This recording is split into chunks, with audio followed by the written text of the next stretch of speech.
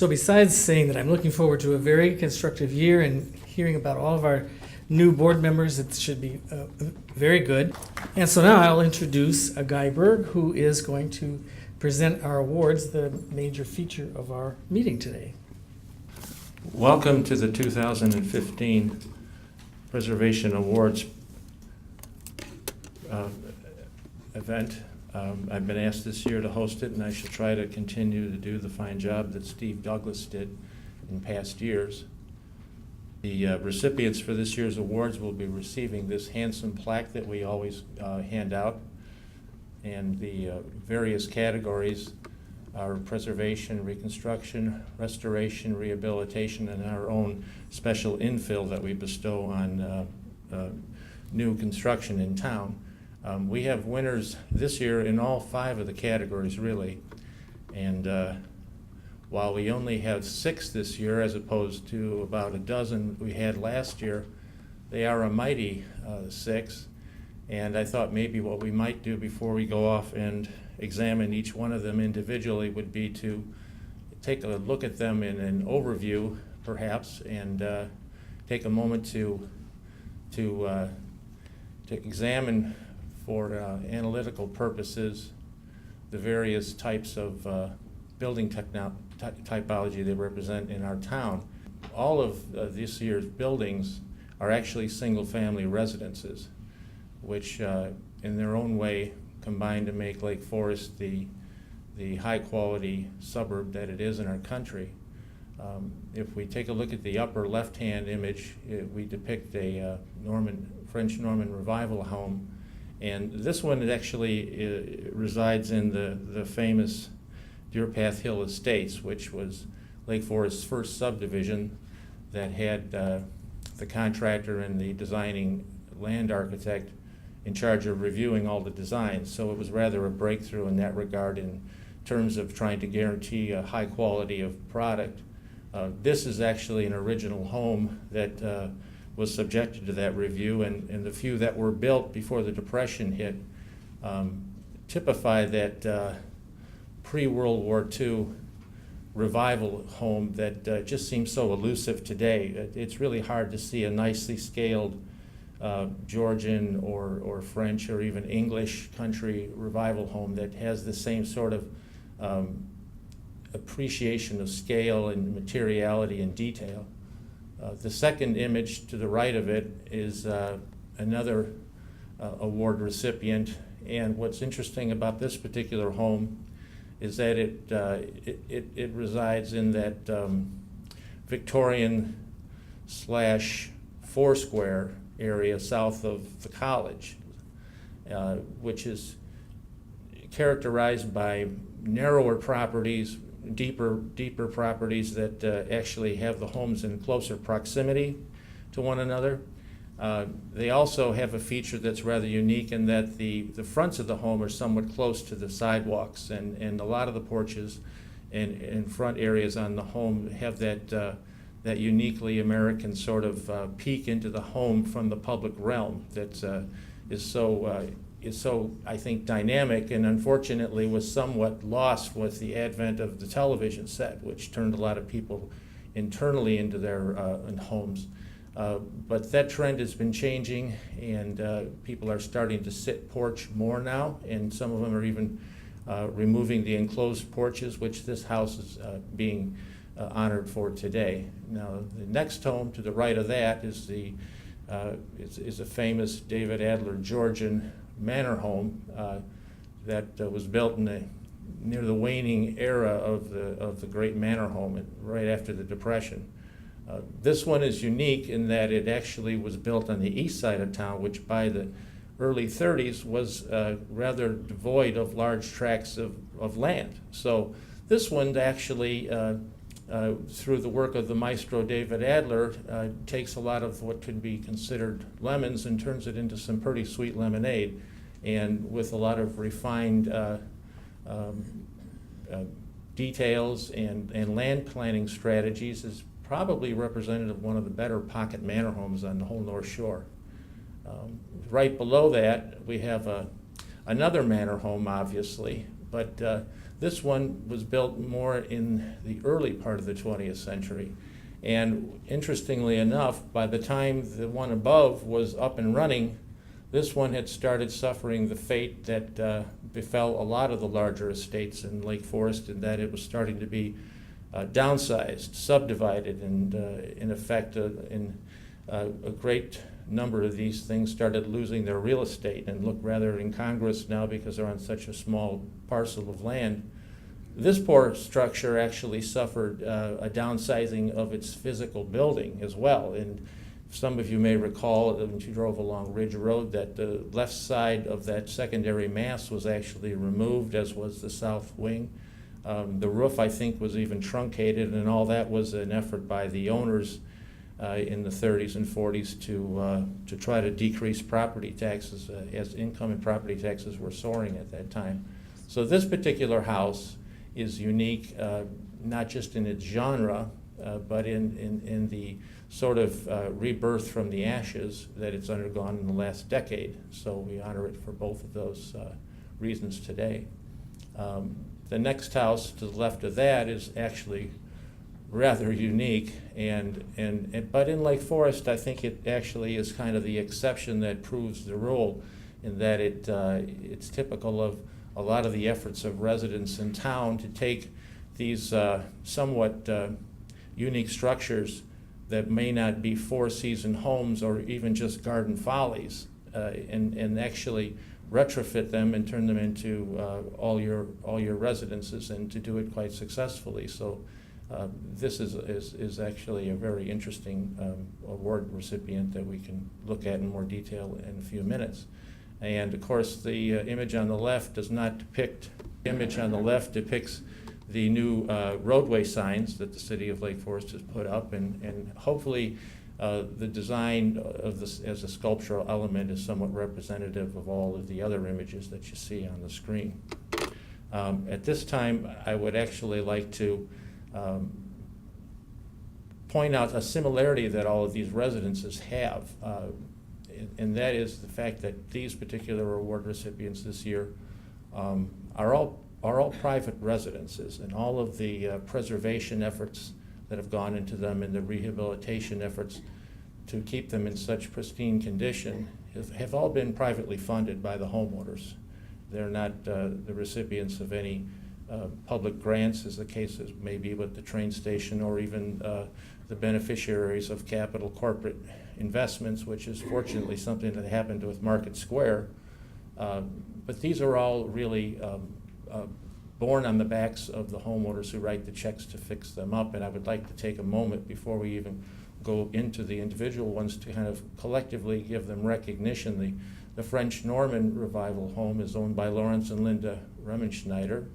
The Scottish Georgian Revival that I referred to in the middle is owned by Brad and Linda Kruzmark. The David Adler Estate is owned by Thomas and Catherine Donovan. The French Baroque Chateau has been painstakingly restored and rehabilitated by Nicholas and Marcy Alexis.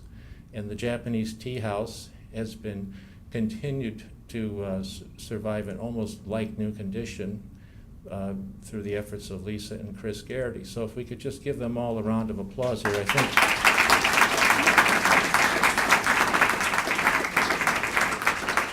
That as a group, I think preservation is stand a better chance to work united, and certainly while we honor these people today, it is actually us who are honored by their presence. And with that, I will go on to the next.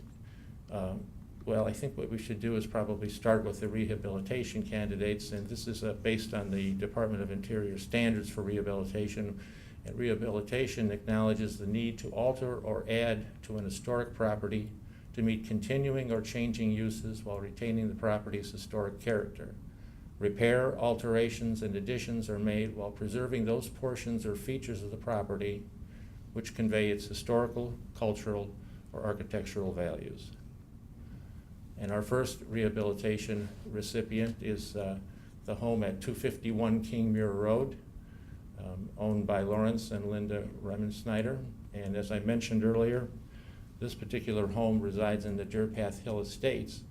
And while we'll be looking closely to addition that was put on the left side, as you can see in this front elevation view. Perhaps what we can do is take a quick look at some logistics of location. Here we see the image in the upper left is an aerial photograph from 1946 of the then blossoming Deer Path Hill Estates. As you can see, just to the right of the highway, there was a rather scholarly looking series of roadways put in by Stanley Anderson and Mr. Turnbull, the developer. This was, as I said before, meant to be a rather controlled, from a quality standpoint, subdivision, as in the upper right-hand elevation can show you, was quite successful with regard to this particular home. The plan in the lower right-hand corner shows the hatched portion that was actually the addition done that was initiated in 2008 to the existing home.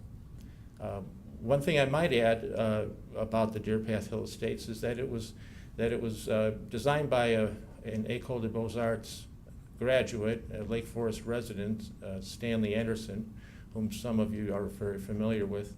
I've often thought that some of the roundels and alleys and roadway patterns of it reminded me of some of the European antecedents, particularly the image in the middle, the upper middle of Edinburgh, Scotland, comes to mind with the various circuses, rings, and undulating sequences of spaces. With that kind of pedigree somehow being instilled into the land plan, the architecture of some of the homes was really quite sophisticated. One other thing I might like to mention about the Snyders is that they are one of these people who can't get enough of preservation. After they bought their home in 1998, they underwent a series of extensive structural and internal renovations to bring their home up to a livable condition. And they did such an exemplary job of it that we bestowed a Preservation Rehabilitation Award on them in 2007. They also have been put on the National Register, and they are a Lake Forest landmark with their affiliation with the Deer Path Hill Estates. And as soon as they accomplished all that, they went right out and hired another architect, Michael Bresman, to put this addition on. This, as you can see, is a rather seamless transition from the main building on the right-hand side. What it encompasses is an enlarged kitchen, an added eating area, a laundry room, a butler pantry, and an upstairs playroom with a balcony over the eating area. In this image, we actually can see some of the precedent on the south side of the house in the form of the original timber frame porch, the inset dormer and wrought iron balcony work that has been faithfully reproduced on the north side of the house to create a balance and contextual quality to the addition. The roof shingles and the brick are actually exact matches. When we were there as jurors, it was hard to differentiate between the materiality at all. The window shutters are actually executed in a very proper manner with hinges and pins, and we were very heartened to see that.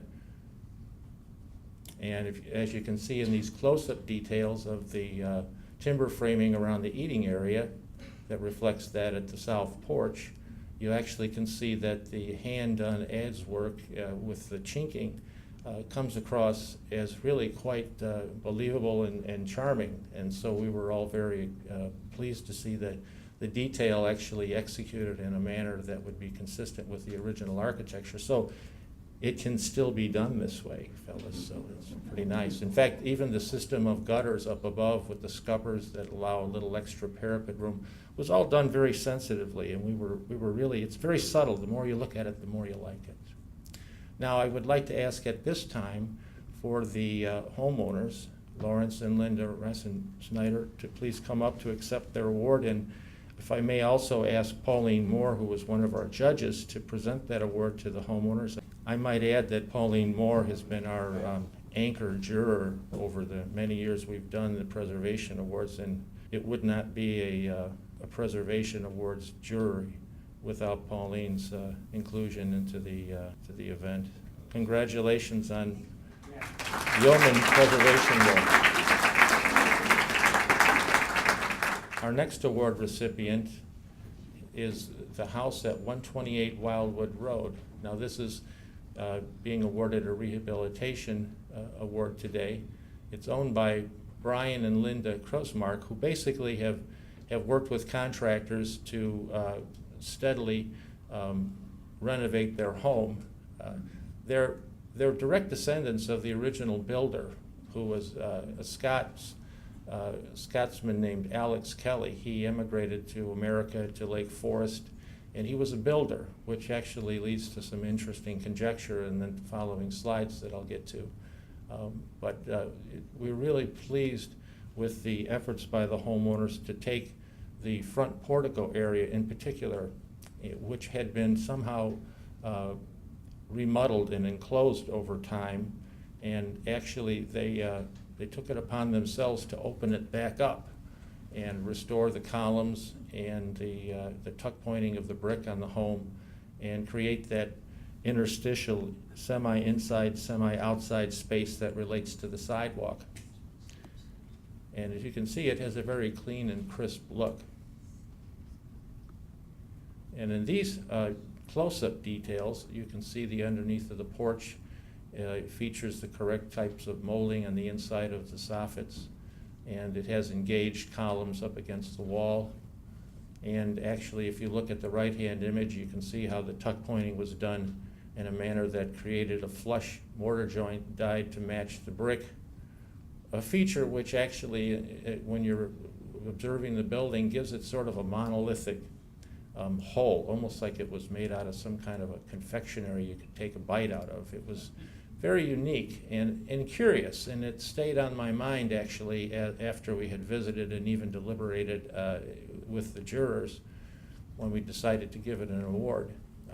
In fact, Art Miller, who nominated this particular residence, called it one of the anchor DNA houses on Wildwood. And some things just kept nagging me, particularly the portico design. And it started me thinking that perhaps there were other homes in the Wildwood area, even on Wildwood Road, that could have possibly have been the work of this particular gentleman from Scotland.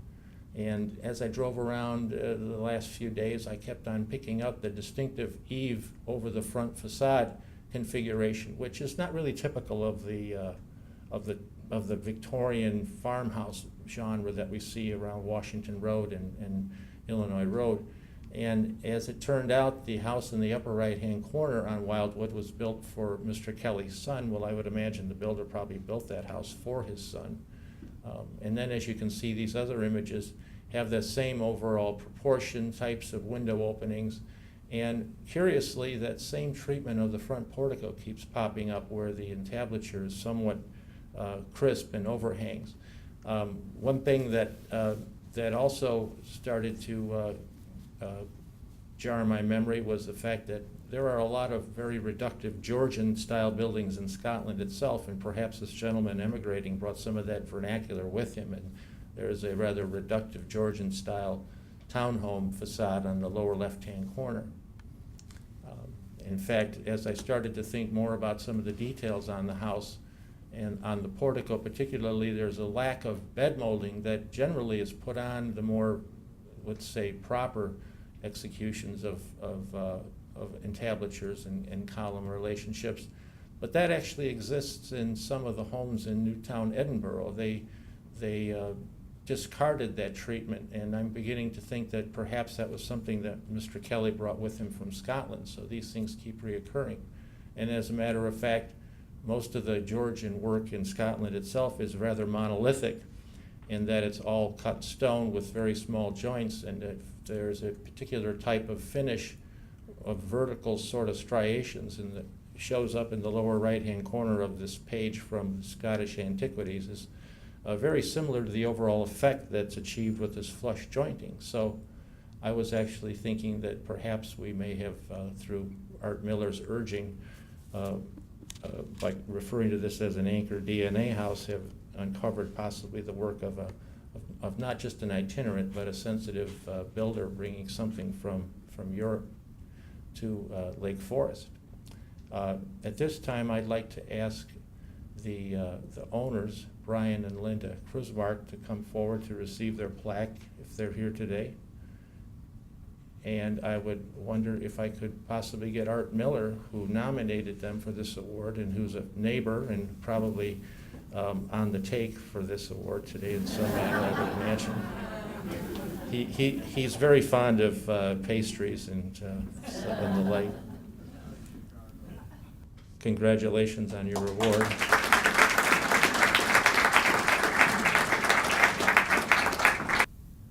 Now, our next category is going to be dealing with preservation, and this is another standard, the Department of Interior standards. And preservation focuses on the maintenance and repair of existing historic materials and retention of a property's form as it has evolved over time. This is the act or process of applying measures necessary to sustain the existing form, integrity, and materials of an historic property. At 1005 East Illinois Road, there is a real gem of a building. It's not visible from the street, but it is an original 1916 garden folly in the form of a Japanese tea house that was built for Mrs. Cyrus McCormick on her estate, the House of the Winds. The current owners, Lisa and Chris Garrity, have done an absolutely spectacular job of continuing the good stewardship that's obviously been bestowed on this building since it was built. I don't know how people are doing this. This looks as though it was built a few years ago. The paint doesn't have any signs of bubbling or that it has even been scraped off. I mean, it's almost as if it's in a time capsule over there. We had quite a day when we visited. Another interesting feature of this structure, and here are some period photos that show it as a freestanding building in the upper left-hand corner. And this was also the product of the famous Dwight Perkins. In fact, here he was collaborating with fellows in Hamilton on this building. But it's a real highly pedigreed design, and I find it fascinating that at 1916 there was enough reference material available for something like this to be executed on such a genuinely authentic level. There's a photo here, and I think it's the 1960s, showing a little Kodachrome going on perhaps of the building. This particular image that we took when we visited the other week shows the front entry of the tea house flanked by two subordinate masses that were added in 1958 by the Lake Forest architect Ike Colbrunn, that many of you are familiar with. Usually he did homes, but here he did in addition an adaptive reuse so that this pavilion could be turned into a year-round home. This is a view up and away from the drive court, and on the upper ridge of those two flanking additions, you can just see the copper patina of the tea house. Here's a little bit better idea of how the 1958 additions plugged into the original tea house. They were done in a rather reductive manner to sort of subordinate themselves to the tea house. And here are some close-up details of the tea house on the ravine side, which is the money side of this building. And it's just sensational, the quality of the joinery and the carpentry work. It's far more complicated than furniture making. And again, for this to be in this kind of condition 100 years later, it's just, I don't know how they're doing it. It's really quite remarkable. In this image here, these series of images, you can even see how the roof, and I imagine that this must be the original copper, so it must be of a very heavy gauge, because it looks just phenomenal today. And there's some of the decorative bundling that almost mimics, I think, the kind of thatch work they would have done in Japan and more traditional building methods. And finally, here's an interior picture of the tea house on the left, showing the very elegant and accommodating window wall with the snow scene outside, of course, making it possible to exist in our climate as opposed to the upper right-hand corner, which depicts a view of a traditional Japanese interior. What's interesting about this particular view is that it's not really any house in Japan. It's actually one of Mrs. Thorne's miniature rooms. You know, this was an interesting presentation to put together because I kept finding the houses that were butting into each other because there were little vestiges that were crisscrossing, and I wasn't quite sure what to make of it, so I just let it kind of roll, and I submitted for your considerations. However, it's really kind of striking to look at the interior of the Teahouse and see how it makes use of all of the modernist techniques of spatial openings to allow the natural light to come in, and yet it has such a warmth and friendliness to it that it contrasts in that regard sharply with our European avant-garde sensibilities that tend to make one feel alienated. Food for thought for you people if you'd like to consider that more. Now, our next category is preservation and rehabilitation, and we've kind of combined a series of awards for our next home. Actually, I'm skipping over here, and I want to do this, I think, right after I get done with the Teahouse. Could I ask Lisa and Chris Garrity to come up and accept their award? We have enough time today to do this individually. And could I ask Fred Moyer from our jury committee to present them with the award? As I recall from our visit, Fred was particularly pleased with the way Ike Colbrunn had integrated the new additions onto their Teahouse. And I suppose if there was a posthumous award for rehabilitation in the form of an addition, we would be considering that for Ike. As I said, our next candidate and award recipient is actually filling out preservation and rehabilitation, and that is the 1934 David Adler masterpiece at 20 Mayflower Road. It's owned by Thomas and Catherine Donovan, and I'll talk, I think, initially about the preservation aspects of the home before I go into the rehabilitation that was done in the form of a garage addition by David Poulton and Sharon Harvey. As you can see in this photograph, there's a very well-developed facade that exhibits undeniable Georgian characteristics, but there is a definite amount of chinoiserie that is exhibited on the facade. And as we try to get a little better handle on what's going on with this estate, I thought I would provide some aerial views of the entire ensemble, because while that first initial view looked, while somewhat grand, has an intimacy to it that looks like Jane Austen could have probably walked out the front door. But indeed, there's rather a compact and well-developed vertical manor home behind that facade and off into the surrounding landscape. You can see, and I'll use the pointer for this one, there is a motor court here in front of the main house entry, flanked by a coach house on the opposite side, which is how one first enters the estate. But if you look in the aerial photograph, you see that attached to that main block there are considerable support wings, and also exterior, highly developed, rather compact exterior spaces that characterize this manor home in a way that differentiates it, say, from the Lasker estate, where they just have so much landscape that rolls out into the sunset. Here, that was not the case. The land was at a premium, so Adler developed a rather interesting set of outdoor compartments. Here again, you can see the front facade right here, but take a look at the secondary massing of the servants' wing and how the house plan then shoots off to the back and again to the side. It's quite a lot of building going on there, but the way it's handled with the landscaping, particularly during the summer season, through screening, one is really just kind of first impressed by the intimacy of that lovely facade. And by the way, everything here looks like you could eat off of it. It's just so clean.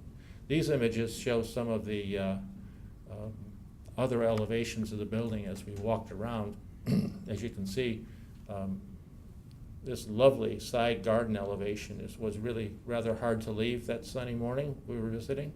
The coach house portion of the outbuilding has a dog trot feature in it, which happens a lot on Adler's work and on his own home. Here we see some more of the chinoiserie elements that kind of percolate through the house, and I understand that on the interior there's a great deal of that going on. Here's a close-up of that garden that I referred to that was so hard to leave. It just seems so calm and pristine, and it differs from the sort of high French Baroque axial treatment of the landscape, and here it's almost more of the English kind of enclosed garden phenomenon.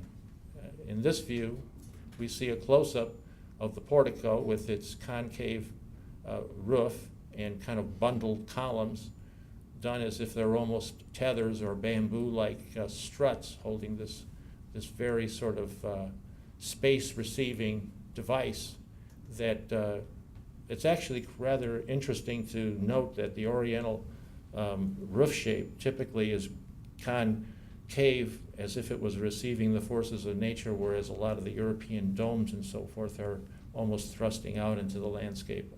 I'm not sure the political implications of that from the person who explained that to me, but it is sort of interesting.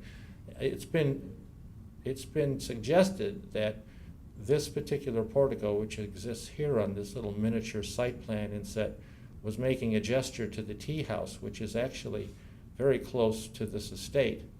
And I thought I'd include that there because, as I said, these little award recipients kept on kind of wanting to talk to each other. And as you can see, the rest of the facade is expertly handled by Adler with all the moldings and shutters, etc. It was a delight to see this. Now, moving on to the rehabilitation component of this double award, again, I show the aerial. Now, I'm pointing here up above, and I'm sorry for the people over there. I don't think this shoots that far, but perhaps if you think about the upper right-hand portion of the aerial wing, that's the original servants' wing.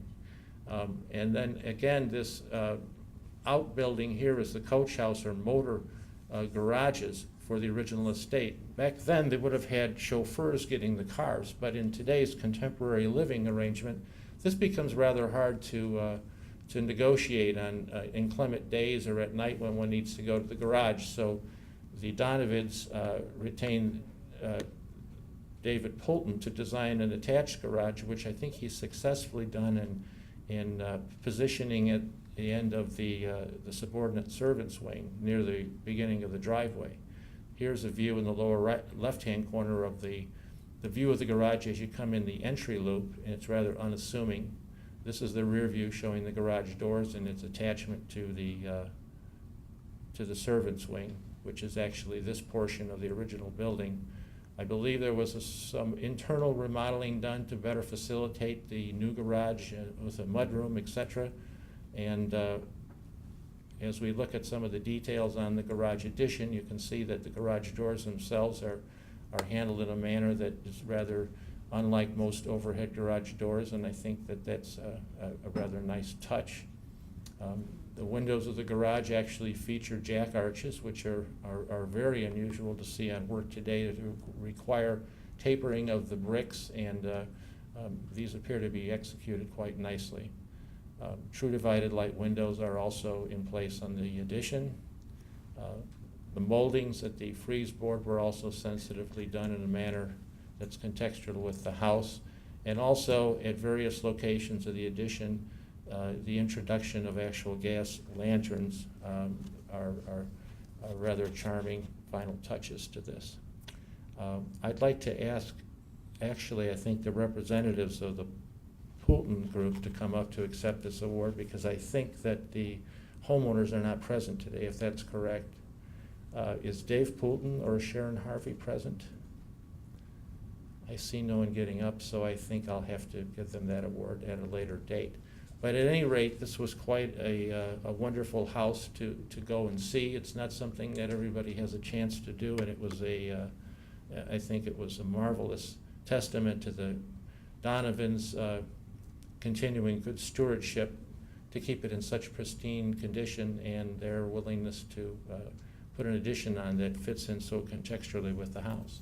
Our next award recipient is for the Broadsmore House. Now this one encompasses a number of awards categories to the point where we've actually given it the Heritage Award for this year. Some of you may be familiar with this house over on the west side of town. It's currently owned by Nicholas and Marcy Alexis, who, as I alluded to earlier, resurrected a good deal of the house, restored the south wing and portions of the roof that had been truncated, as well as added a family room, kitchen, and garage addition to the north end of the building. They also restored the facade in terms of the stucco from a materiality standpoint, as well as renovated the interior. So they've done really an amazing job with this building. It was originally the summer home for Mrs. James Thorne and her family. You can see a period photo in the upper left-hand corner that shows the original south porch and the complete roofscape. Here's a picture on the upper right-hand corner of Mrs. Thorne with one of her miniature exhibits. I'm sure most of you are familiar with the Thorne rooms, are you not? They're really quite spectacular, and their miniaturization doesn't do anything to diminish, I think, the amazing detail. I always find time when I go to the Art Institute to start there first. It's really quite remarkable. There's a nice picture of Mrs. Thorne and her sons in a period motor car in front of the arcuated ediculi, which is the proper name for a portico that doesn't protrude from the facade. In fact, here we see a nice detailed photograph of that portico in the upper left-hand image, and compare and contrast that to the image below it, which is actually taken from a book owned by Mrs. Thorne of a Parisian townhouse entryway. She was obviously quite the connoisseur of this type of highly refined architecture, and even though as a younger woman, you can see the influence was leaving its mark on her own home. The center portion shows a stairway in Fontainebleau that is also very similar to the stairway inside the house on Broadsmore. And then a nice image of the wrought iron work at the main front door is on the right-hand side. And all this has been wonderfully restored now, and we're really quite fortunate that the Alexis have come up to a plate to pay for this sort of work when the house was actually starting to slip in the other direction. And I don't believe that the homeowners are here today, so what we'll do is we'll make sure they get that award, and we'll go on to our final category, which is infill. And infill is new construction that demonstrates exemplary contextual compatibility in an established neighborhood. And this year's infill is in the form of the new entry signs for the city of Lake Forest. You may have seen these go up in the last year and a half at various locations. All of the dozen entry points now have new signage. And in the summer of 2012, the city of Lake Forest approached Mellicar Architects to examine and reevaluate their existing entry signage, which you can see in the lower left-hand corner, was little more than sort of a lukewarm traffic sign with the city of Lake Forest painted on it. It was rather nondescript, and the city thought that perhaps it needed to upgrade its signage to be more in character with the city of Lake Forest's reputation as being one of the best communities to live in the country. What Mellicar Architects did at that point is examine signage all along the North Shore as well as in Lake Forest. They developed a strategy to address a lot of the practical needs of the signage as far as visibility, distance from the road, etc. But they also spent a considerable amount of time trying to develop an aesthetic and a symbolic iconographic content into the sign so that one passing into town would be left with sort of a sense of what would lie within. As the sign developed, the post and arm scenario was adopted, which is rather common in Lake Forest, but it was decided that that would be appropriate. The image in the upper right-hand side shows the Lake Forest High School sign, and this is one of the iterations that would go up every so many years when some of the graduates would decide to take it down. And by the time we got to the current sign, the actual lettering style had changed so much from the original, but we were actually fortunate in that Paul Berkman had given the original study for the lettering to Mellicar Architects, which they had in their archive. And as you can see in the upper left-hand corner, it was decided that to borrow this and use this as the format for the lettering for the sign would be a rather nice way to pay homage to Stanley Anderson. And so you can see how at the end of our awards today, the name Stanley Anderson comes up again, where it was in the very beginning of our discussion. So that typeface, along with the City of Lake Forest logo of the 3 trees, was kind of combined into a monochromatic format. And of course, the 3 trees, if any of you recall, was chosen in about the year, I think, 1999 or so, to be symbolic of the lake, the prairie, and the forest. So this particular sign is as one enters coming in from the south near Fort Sheridan, and at this particular location you can actually see the prairie, the lake in the distance, and then the forest of the McCormick Woods. And for this award, I would like to ask Diane Mellicar from Mellicar Architects to come forward, as well as Kate McManus, who is the new planner at the City of Lake Forest. And if I could, I think I'll probably present this myself because this is the end of the awards. And I'd like to add that Kate McManus is actually the new, well, I won't say new victim, she's the new city staff representative. And we're all quite lucky, though, I understand from Kathy Cerniak that her background is preservation, so she was educated as a preservationist, so you're in a friendly environment here, and I would encourage people to engage and discuss things of interest with Kate so she feels welcome to our town, and I'd like to welcome you officially to Lake Forest. This concludes our awards program for the afternoon.